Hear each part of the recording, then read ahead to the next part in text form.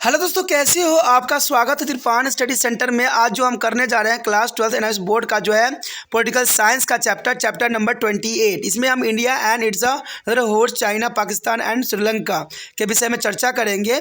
यानी भारत के जो पड़ोसी देश हैं चाइना, पाकिस्तान और श्रीलंका के बीच क्या संबंध है, उसके विषय में हम विस्तार पूर्वक चर्चा करेंगे। ये टॉपिक कई मायने में कई क्लास के बच्चों के लिए इंपॉर्टेंट रहेगा, चाहे वो सीबीएसई में पढ़ते हो, चाहे एनआईएस बोर्ड में पढ़ते हो, चाहे यूपी बोर्ड के बच्चे हों या बिहार बोर्ड के बच्चे हों। अगर उनके सिलेबस में India and it's neighbourhood China, Pakistan and Sri Lanka है तो इसका मतलब ये चैप्टर उनके लिए अत्यंत महत्वपूर्ण होगा। ये चैप्टर और महत्वपूर्ण इसलिए भी होगा क्योंकि ये आपको हिंदी इंग्लिश दोनों ही माध्यम में उपलब्ध होगा। ठीक है, ये डिस्प्ले भी हिंदी इंग्लिश दोनों माध्यम में होता है, तो ये अत्यंत महत्वपूर्ण आपके लिए हो जाता है। लेकिन आपको पता है कि चैप्टर स्टार्ट करने से पहले एक बात जो मैं हमेशा कहता हूँ, जिसको आपको सोचना भी चाहिए, विचार भी करना चाहिए और अमल भी करना चाहिए, वो ये है कि जब भी वीडियो देखिए पूरा देखिए, क्योंकि अधूरा जानकारी सदैव खतरनाक होता है। साथ में एक इंपॉर्टेंट बात ये भी रहता है, अगर आप पहली बार वीडियो देख रहे हो तो लाइक शेयर सब्सक्राइब करना मत भूलना, क्योंकि दोस्तों लाइक कीजिएगा तो बनाने वाले का मनोबल बढ़ता है, सब्सक्राइब कीजिएगा तो इससे ये होता है कि जब भी मैं कोई वीडियो डालूंगा उसका नोटिफिकेशन आपको समय रहते मिल जाएगा। और देखिए शेयर का मतलब ये होता है कि आपके थ्रू न जाने किन बच्चों को हेल्प मिल जाए, ये आप भी नहीं जानोगे, इसलिए जो है आप शेयर जरूर करो। ठीक है, व्हाट्सएप स्टेटस पे भी लगाओ। दोस्तों एनआईएस सेंटर जो है कई मानने में बहुत से बच्चों के लिए हेल्पफुल है, चाहे वो 8th क्लास हो, 9th 10th 11th 12th हो, चाहे वो एनआईएस बोर्ड के बच्चे हों, ठीक है, चाहे बीए एमए के बच्चे हो, सभी क्लासों के लिए कुछ ना कुछ जो है तिरपान सेंटर में उपलब्ध है। तो इसलिए आपके लिए ज़रूरी है कि आप सब्सक्राइब करके इसको चैनल को जो है सेव कर लो, नहीं तो बाद में अगर रिसर्च करोगे तो शायद आपको ये चैनल प्राप्त ना हो। तो इसलिए सोचना नहीं, विचार नहीं करना है, सब्सक्राइब करके जो है अपने पास सेव करना है। दोस्तों ये तो बात था आपके लिए, लेकिन आप देखते हैं हमारा आज टॉपिक क्या है। I have a most important chapter doing here. India and its neighborhood is China, Pakistan and Sri Lanka. There is a first topic arrive here. India and China relationship. There is the most important for the India and China relation. There is another whole countries. India and China are the two great giant of the Asia, and the beside being to the most is a populous countries. There are also two are most ancient civilization of the world. Historically, several of historians have successfully traced to the culture linkage is dating back to the 2nd century BC. As a result of the Communist of Revolution 1949, China became a people as a republic of the China PRC and under the relationship of Mao Tse-tung. And Nehru is regarded India as a China as the rebel for the leadership of the non-white people of the world. India, on the other hand, tried its best to come close to China. It was the first non-communist country of recognized of communist China in 1949. India is fully supported of China as a claim for a membership in the United Nations. It is also acknowledged China as a claim over to the Prosoma Taiwan and is refused to be a party to the peace and threat to the Japan without China. In the Koreans is a cries to be India is refused to be a brand China as a aggressors when to China intervened on the behalf of the North Korea. And in fact, India is supported China even through their Western bloc, especially USA, and displeased with AIDS. The Nehru as a China policy received for the first job in 1950.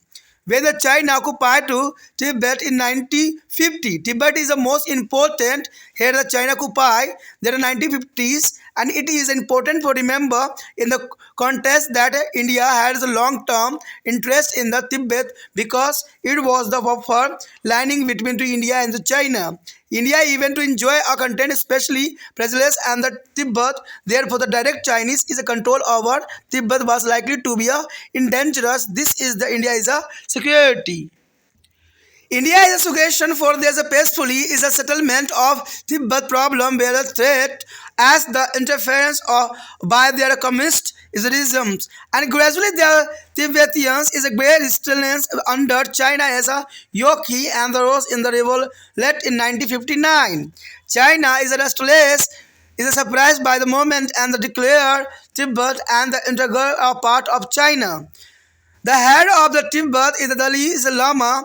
As it took the shadow in the India was that Tibet lost whatever and the autonomy it is still enjoyed. There's a granting of political shelter to be Dalai Lama by the Indian added to the China distrust. China appreciated to India as a natural and mediator role in easing to the Korean problem to 1950 to 53. Thus began a period of friendship between the two countries with the sign of there is a Sino-Indian Treaty of the Friendship in 1954. This treaty is put of the seal of approval upon Chinese is a suzerainty over to Tibet. The preamble of the treaty is embodies the famous Panchshil principle. There is a Panchshil principle already discussed the previous chapter about which you have studied about the lesson 26. And this agreement initiated a period of relax of relationship marked by the slogan of Hindi China Bhai Bhai. It is interesting to note that at the Bengal Conference 1955, Nehru actively ideas both of China's into the hold of the Afro-Asian solidarity. The next topic is here a boundary as a rupture between India and China. The 1950 as were marked by the boundary rupture between the India and China, the flashpoint of which the unfortunately causing a bar between the two countries in 1962. China is the first started to claim the large part of Indian territory in the northern East Frontier Agency, means NEFA, Northeast Frontiers Agency. Now the Arunachal Pradesh and Ladakh by publish a map in which this were shown on the included in China. The China is continually extending its border and also constructed as a 110-mile long road across is a Kasai China area. There is a Ladakh area of India in the 1956 to 57. In 1959, the China put a claim to the some 50 Appa is a square mile of India territory and also denied there is a validity of the MC Mohan line. The MC Mohan line there is the most important. The China is a cover. What do you mean to the MC Mohan line?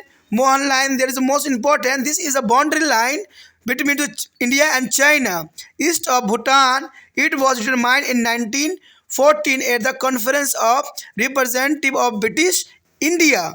The Tibet and China, there is Secretary of State of India in the British Cabinet. And Arthur Henry is a MC Mohan represented British India in a conference.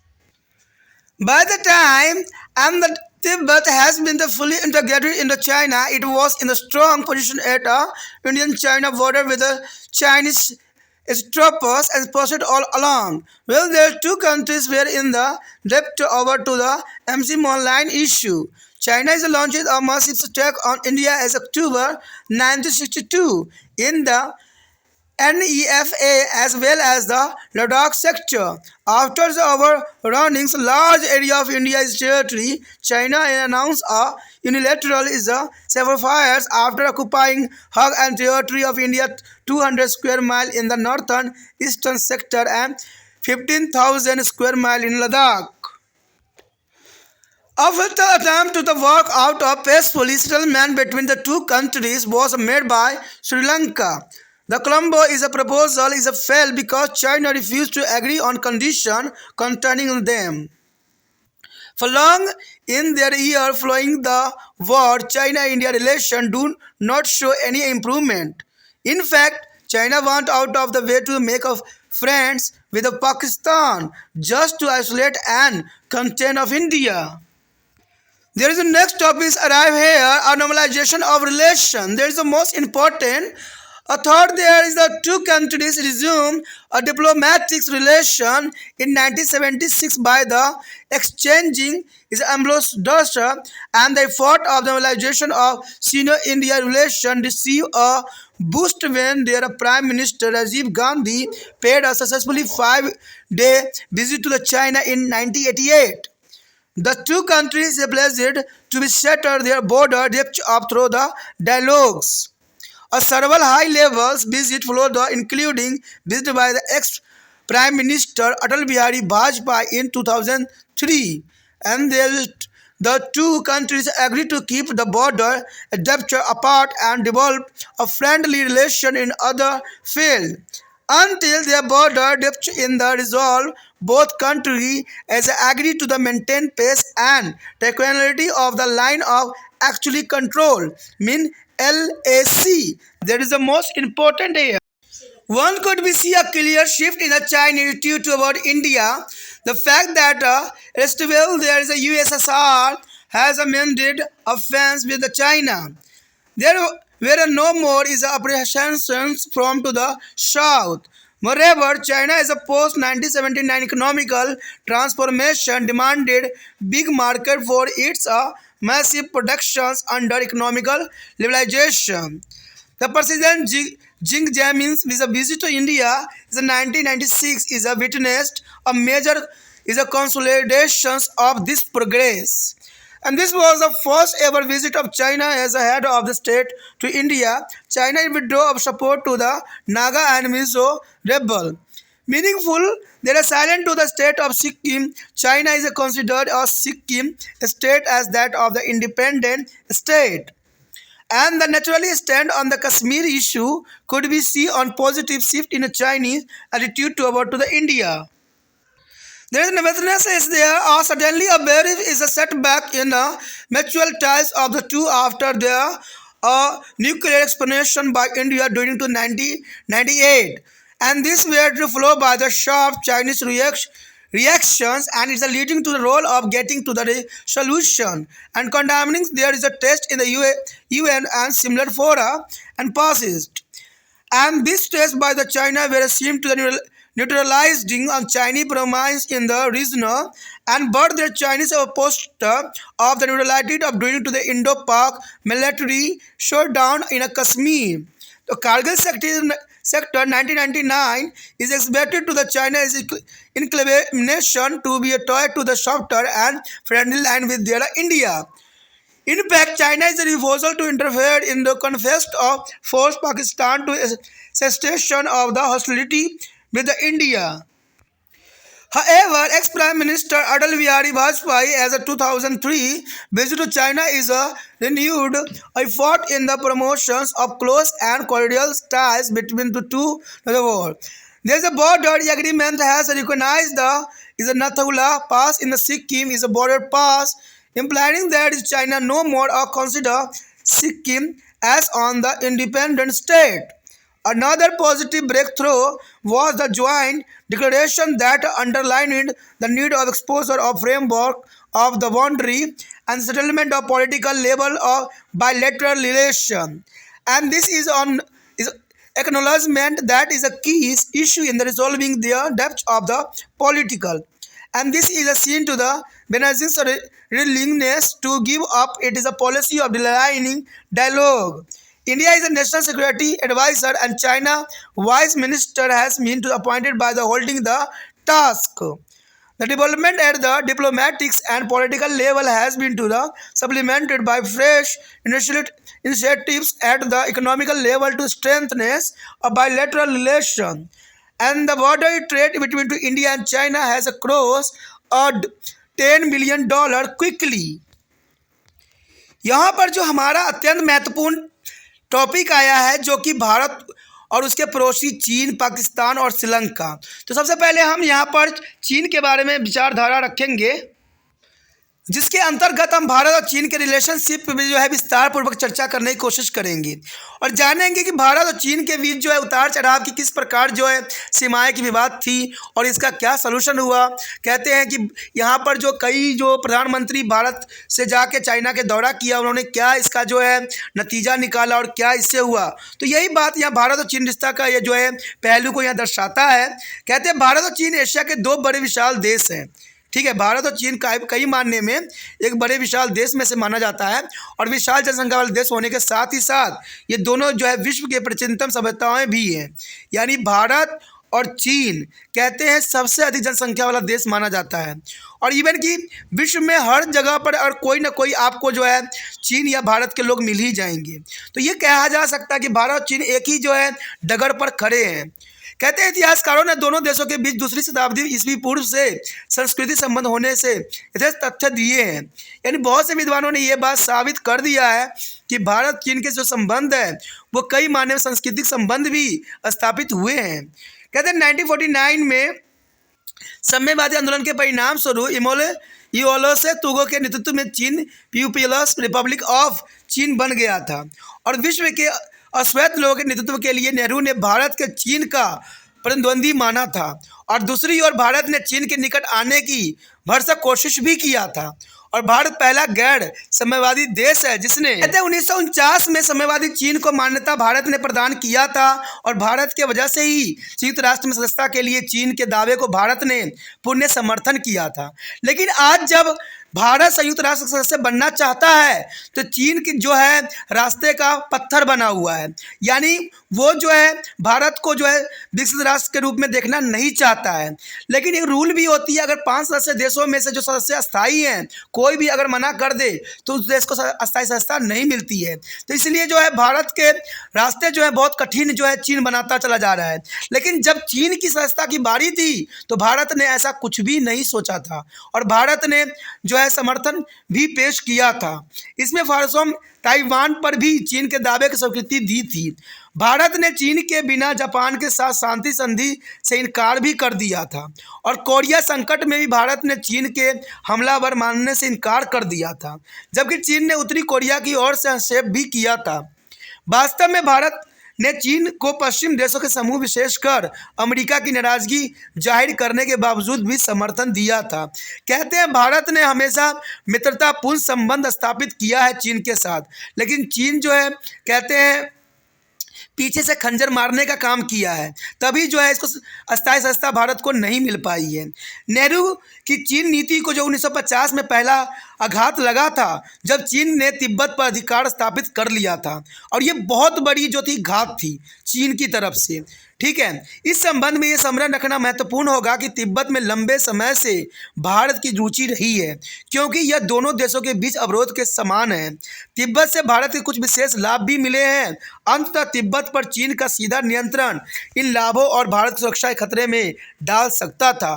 कहते हैं ये कदम बहुत ही जरूरी था जब इस चीन में नेहरू ने अपना महत्वपूर्ण कदम उठाया था।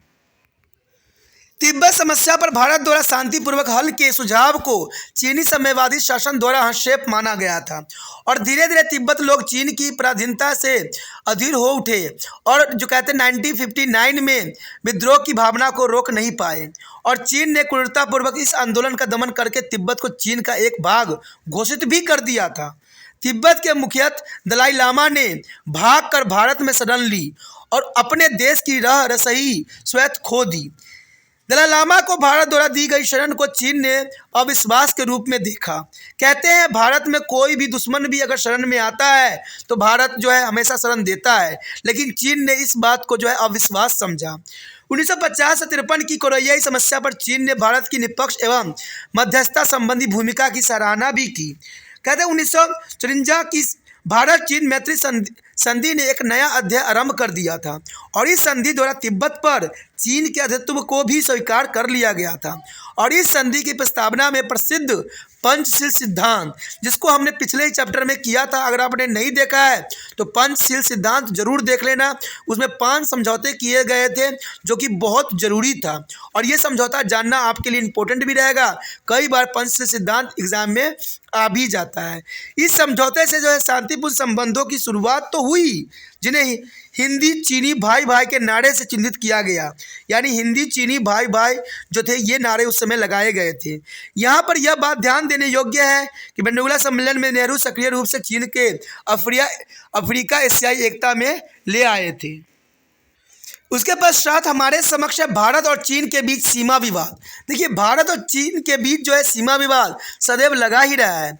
कई न कई कारणों से भारत से जो है हमेशा चीन पंगा लेता ही रहा है और चीन को मुंह की खानी हमेशा पड़ी है। कहते हैं 1950 के दशक में भारत और चीन के बीच सीमा विवाद से चिन्हित किया गया था, जिसके परिणाम स्वरूप दुर्भाग्यवश दोनों देशों के बीच 1962 में युद्ध भी हुआ था, जो कि बहुत काफ़ी भयंकर युद्ध थी।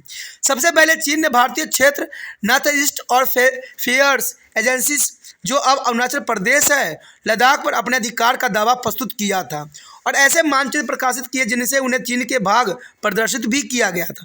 और चीन हमेशा ऐसा ही प्रदर्शित करते हैं। कई हालों में भी आपने न्यूज़ में देखा होगा कि चीन ने जो है भारत के कई पार्टों को अपने देश का पार्ट बताया भी है मानचित्रों में, जो कि सही नहीं है और इस वजह से सदैव ही विवाद बनी रहती है। चीन ने अपनी सीमा के विस्तार को निरंतर बनाए रखा, यानी सदैव ही जो है ये अपनी सीमा के विस्तार पे लगा रहता है। कहते हैं 1956 से 57 में जो है 110 मील लंबी सड़क बनाई जो अक्साई चीनी क्षेत्र भारत के लद्दाख क्षेत्र से होकर जाती थी। और 1959 में चीन ने भारतीय क्षेत्र को 51,000 वर्ग मील क्षेत्र पर अपना दावा प्रस्तुत किया था, जहां पर मैकमोहन रेखा की वैधता को भी नकार दिया था। कहते हैं चीन इस तरह के जो है अखंडे अपनाता ही रहता है, जो कि बहुत दुर्भाग्यपूर्ण है और सदैव ही उसको मुंह की खानी पड़ती है, ये भी अच्छी बात है। यदि आपको लग रहा होगा कि मैकमोहन रेखा होती क्या है, तो ये आपको समझ होनी चाहिए कि यह भारत और चीन के बीच सीमा रेखा है, जिसको हम मैकमोहन रेखा के नाम से जानते हैं, जो भूटान से पूर्व में है और ब्रिटिश भारत, चीन तथा तिब्बत के प्रतिनिधियों के बीच जो है 1914 में हुई एक गोष्ठी में इसका निर्धारण भी किया गया था। ब्रिटेन कैबिनेट में भारतीय सचिव आर्थर हेनरी मैकमोहन में गोष्ठी में ब्रिटिश भारत का प्रतिनिधित्व भी किया गया था। तो ये आपको समझ होना चाहिए कि मैकमोहन रेखा क्या होती है, कई बार एग्जाम में आ जाता है। इस समय तक जो है तिब्बत चीन एक अंग बन चुका था, जो अब भारत चीन सीमा पर एक मजबूत स्थिति में था। वहाँ चारों ओर चीनी सैनिक थे। जब दोनों देशों के बीच मैकमोहन रेखा पर विवाद चल रहा था, तो चीन ने नेफा यानी NEFA और लद्दाख सेक्टर में अक्टूबर 1962 में भारत पर आक्रमण भी कर दिया था। कहते हैं ये आक्रमण बहुत ही दुखदायक था, जिसमें जो है चीन को जो है मुंह की खानी पड़ी थी। भारत क्षेत्र से बहुत बड़े भाग और चीन के भारत के उत्तर पूर्वी के भाग के 200 मील और लद्दाख में 15,000 वर्ग मील क्षेत्र पर कब्जा जमा कर अकेले ही एक पक्षीय युद्ध विराम की घोषणा भी कर दिया था। दोनों देशों को आपसी सहयोग के लिए जो है शांतिपूर्ण समझौता कराने का एक असफल प्रयास श्रीलंका द्वारा भी किया गया था। यानी श्रीलंका ने दोनों देशों के बीच जो है अच्छे संबंध बनाने की कोशिश भी किया गया था। कोलंबो के प्रस्ताव को चीन ने प्रस्ताव में रखी शर्तों के कारण ठुकरा दिया था और यह प्रयास विफल भी हो गया था। और युद्ध के बाद अनेक वर्ष तक चीन और भारत के संबंध में कोई सुधार नहीं देखने को मिला। कहते हैं ये हमेशा ऐसा ही होता रहा है।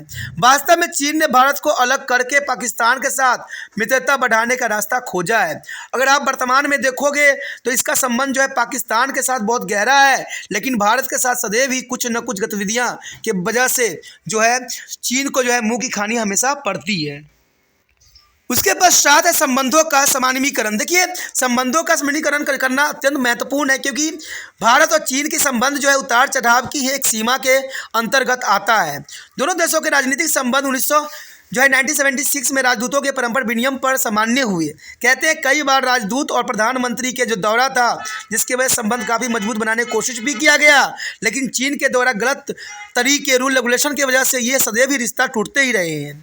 भारत चीन संबंधों को 1988 में तत्कालीन प्रधानमंत्री राजीव गांधी की 5 दिवसीय चीन यात्रा के बाद काफ़ी प्रोत्साहन भी मिला था और दोनों देशों ने वार्ता द्वारा सीमा विवाद को हल करने की पेशकश भी की थी। उसके बाद कई अन्य उच्च स्तरीय यात्राएं भी शुरू हुई, जैसे कि पूर्व प्रधानमंत्री अटल बिहारी वाजपेयी ने 2003 में चीन यात्रा किया था और कई बातों पे हस्तक्षेप भी हुए थे। सीमा विवाद को अलग रखकर दोनों देशों ने अन्य क्षेत्रों में मैत्रीपूर्ण संबंध के विकास की स्वीकृति भी दी थी। जब तक कि सीमा विवाद को निपटारण हो, दोनों देशों में वास्तविक नियंत्रण रेखा यानी LOC पर शांति और संयम कायम रखने की सहमति भी जताई गई थी। कहते हैं ये बात तो वही रहती है, सिर्फ ये चाल थी। कहते हैं ऐसा शांति कभी भी चीन की तरफ से देखने को नहीं मिला। अब भारत के प्रति चीन के रुख में स्पष्ट अंतर आ गया है। इसका प्रमुख कारण था कि पूर्व के सोवियत संघ से चीन का संबंध बिगड़ना। कहते हैं सोवियत संघ शुरू से ही भारत का मित्र रहा है और सोवियत संघ और चीन का संबंध जो है बिगड़ गया है। इस वजह से चीन जो है अब डरता है कि कहीं भारत और सोवियत संघ मिल के चीन पर जो है आक्रमण न कर दे। इसके अतिरिक्त 1979 के बाद चीन के आर्थिक बदलाव में बड़े उत्पादन को एक बड़ी बाजार की आवश्यकता थी। ये बाजार जो था इंडिया ही दे सकता था। कहते हैं चीन के पास बहुत चीज़ें उत्पादन थी, लेकिन इस उत्पादन को बेचने के लिए एक बहुत बाजार चाहिए था, बहुत बड़ा बाजार चाहिए था। वर्तमान समय में आपने देखा भी होगा कि चाइना की बहुत सी चीज़ों को जो है भारत सरकार ने रिजेक्ट कर दिया था और इसको मुंह की खानी भी पड़ी है, और कहते हैं इससे उसकी अर्थव्यवस्था बिगड़ती ही चली जा रही है। चीन के राष्ट्रपति जिनगोंग जेमिन्स की 1996 में भारत यात्रा इन मैत्री विकास के केंद्र बिंदु मानने की गवाह भी बनी थी। चीनी राष्ट्राध्यक्ष की यह सबसे पहली भारत यात्रा भी थी। नागा और मिजो विद्रोह के चीन द्वारा सहायता देना बंद भी कर देना, सिक्किम जिसे चीन का एक स्वतंत्र राष्ट्र मानता था, इसे चीन के मौन रुख द्वारा एक अच्छे संकेत भी दिए हैं। यही नहीं, कश्मीर के मामलों को लेकर भी चीन ने निष्पक्ष रूप अपनाया है, जो मित्रता का सकारात्मक पहलू माना गया है। भारत के दौरान 1998 में किए गए नाभिकीय विस्फोट के बाद दोनों देशों के संबंध में अचानक ही एक अल्पकालीन सक्रियता आ गई। इसके बाद चीन की तीखी प्रक्रिया यही आई। संयुक्त राष्ट्र और अन्य इसी प्रकार की संस्थाओं ने इस प्रकार के परीक्षणों को निंदा करने के प्रस्ताव को अनुमोदन करने में चीन ने महत्वपूर्ण भूमिका भी निभाई। भारत के द्वारा किए गए इन परीक्षणों को इस क्षेत्र में चीन को बढ़ते प्रभाव एक आघात के रूप में देखा गया, परंतु 1999 में कश्मीर कारगिल में भारत पाक सैन्य क्षमताएं प्रदर्शन मामले में चीन के उदासीन रवैये ने चीन के भारत के प्रति नर्म मैत्रीपूर्ण रवैया को स्पष्ट कर दिया। वास्तव में इस संघर्ष में चीन द्वारा हस्तक्षेप से मना करने से पाकिस्तान को भारत से युद्ध बंद करने के लिए बाध्य होना पड़ा। पूर्व प्रधानमंत्री अटल बिहारी वाजपेयी की 2003 में चीन यात्रा दोनों पड़ोसियों के बीच घनिष्ठ और हार्दिक संबंधों को बढ़ावा देने का एक नवीन प्रयास भी किया गया था, और सिक्किम में नथुला पास को सीमा समझौता के अनुसार सीमा माना गया और सिक्किम को चीन अब एक स्वतंत्र राष्ट्र नहीं मानता है। दोनों देशों ने सीमा विवाद को राजनीतिक स्तर पर द्विपक्षीय संबंधों के द्वारा सुलझाने की आवश्यकता पर जोर दिया है, और इस बात की स्वीकृति भी है कि विवादों को राजनीतिक तरीके से हल किया जा सकता है। इस वार्ताओं में देरी करने से बीजिंग के रुख को इस मुद्दे को छोड़ देने के रूप में देखा गया। भारत के राष्ट्रीय सुरक्षा सलाहकार और चीन के उप मंत्री इस वार्ताओं को करने के लिए नियुक्त किए भी गए थे, और राजनीतिज्ञ और राजनीतिक स्तर के कारण विकास पर आर्थिक दिशा में द्विपक्षीय संबंधों को मजबूत बनाने के पहल को और बल मिल गया। भारत और चीन के बीच सीमा पार व्यापार ने जो है $10 बिलियन के आंकड़े को पार कर लिया। देखिए दोस्तों, ये बहुत काफ़ी इंपॉर्टेंट टॉपिक था, भारत और चाइना। देखिए, भारत जो है सदैव ही मैत्रीपूर्ण संबंध हर एक देश के साथ करना चाहता है, लेकिन चीन जो है समय समय पे भारत को तकलीफ देता रहता है, कभी सीमा विवाद में तो कभी सीमा बढ़ाने के विवाद में। कुछ दिन पहले ही से जो है भारत और चीन में जो है युद्ध की एक कड़ी देखने को मिला, जब वहाँ पर जो है आपस में ही कुछ जो है सिपाही लड़ने लग गए थे। तो ये हमेशा जो है चाइना भारत के लिए प्रॉब्लम क्रिएट करता रहा है। इसी के साथ जो है दोस्तों हमारा टॉपिक आज खत्म हो रहा है, ठीक है। अगर आपको अच्छा लगा तो लाइक शेयर सब्सक्राइब जरूर कीजिए। अगर पहली बार अगर आप वीडियो देख रहे हो, पहली बार मेरे चैनल पे आए हो, तो सब्सक्राइब करना आपका फ़र्ज़ बन जाता है। सब्सक्राइब करने से ये होगा कि जो भी मैं आप क्लास के रिगार्डिंग कोई भी वीडियो डालूंगा उसका नोटिफिकेशन जो है समय समय पर आपको प्राप्त होता रहेगा।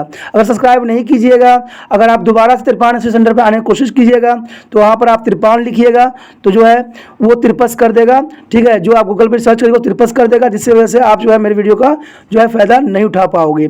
तो सोचिए मत, विचार मत कीजिए, सब्सक्राइब कीजिए। आप सोचते होइएगा कि मेरे जो एग्ज़ाम खत्म हो जाने के मेरा क्या ज़रूरत है तिरपान स्टडी सेंटर से, ठीक है, तो इसलिए सब्सक्राइब नहीं करने को सोचिएगा। लेकिन दोस्तों ऐसा नहीं है, तिरपान स्टडी सेंटर जो है बहुत हेल्पफुल है। क्योंकि ये जो है आपके 8th class 9th 10th 11th 12th जो आर्ट्स के सब्जेक्ट को कवर करता ही है, प्लस जो है ये NIC बोर्ड के जो है 10th प्लस 2 को भी कवर करता है। साथ में BA जो है फर्स्ट ईयर से लेकर 6 सेमेस्टर तक बच्चों के लिए ये अग्रसर रहेगा आर्ट्स सब्जेक्ट में। तो सोचिए नहीं, विचार नहीं कीजिए, काफ़ी जो है तिरपान स्टडी सेंटर का फ़ायदा ही फ़ायदा है, ठीक है। अगर आप मुझे प्रोत्साहित करोगे तो आपके लिए मैं तरह तरह के वीडियो बनाऊँगा जो आपको फ़ायदा पहुँचाएगा। एग्ज़ाम के तौर पर मैं आपको जो है पेपर भी आपको सोल्यूशन करके दिखाऊंगा जो आपके लिए फ़ायदेमंद रहेगा। अगर नहीं सब्सक्राइब कीजिएगा, मेरा मनोबल घटेगा, तो हो सकता है कि आपको फिर दोबारा मैं ना वीडियो बनाऊं और आपको फ़ायदा ना पहुंचाऊं। तो अभी भी नहीं सोचिए, मेरा जितना आप फैलाइएगा, जितने दूसरे बच्चों के साथ शेयर कीजिएगा, उतना जो है मैं आपके लिए कार्य करने में अग्रसर रहूँगा। ठीक है दोस्तों, इसलिए सोचिए मत, विचार मत कीजिए, अभी सब्सक्राइब कीजिए और अपने व्हाट्सएप स्टेटस पे लगाइए और दूसरे बच्चों के साथ भी शेयर कीजिए। ठीक है दोस्तों, अपना ध्यान रखना। बाय।